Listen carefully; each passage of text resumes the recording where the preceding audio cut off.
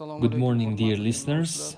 In today's video lesson, we will teach the technical movements of the Tizzadan tosib tashlash technique. When performing the Tizzadan tosib tashlash technique, first of all, we must consider the opponent's physical condition and height. This technique doesn't work well against medium height Kurashes of equal or taller height, because when facing tall Kurashes, our opportunities to grip from the above are limited. Against taller Kurashes, we usually grip from the below, whereas if the opponent is of similar height or shorter than us, we can perform this technique without much difficulty. First, we grip the opponent from the leaf and the back of the collar, pull him toward ourselves. It is the very first thing, to take him out of the balance. When the opponent's balance remains on one leg, performing the technique becomes easier. In this situation, the opponent's right leg is forward and his balance shifts onto that right leg. The left leg no longer has the ability to maintain balance, which makes executing the technique relatively easier.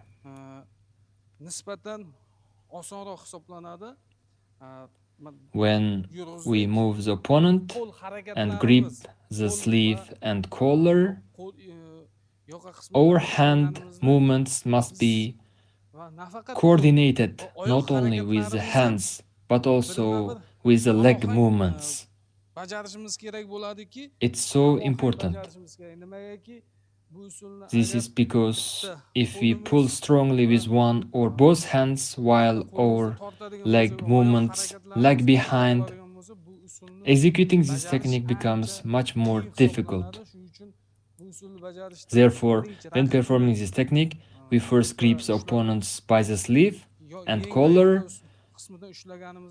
and press him downward. When we press him down, the opponent tries to straighten up, and during this process, that moment becomes his mistake, as he tries to free himself and return to an upright position. We execute the technique. The execution sequence is as follows. We move the opponent 1, 2, 3 and perform the technique. During execution, our leg movement lifts from the inner side of the knee and the lower leg area.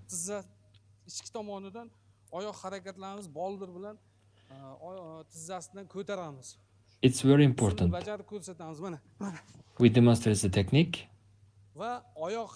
And if our leg movement lifts higher and we raise the opponent higher, the opponent's chance of escaping from the technique decreases. We demonstrate the execution again. In this technique, hand control is also extremely important. If we fail to maintain the grip, the opponent may rotate out or fall forward onto the knees without being thrown, similar to previous techniques, and the technique will be considered incomplete. Therefore, whenever we perform any technique, we must choose a position that is comfortable and advantageous for us. We move the opponent, lift upward and maintain the hand grip. By maintaining the grip, we consider the technique completed to the end, and continuity is ensured.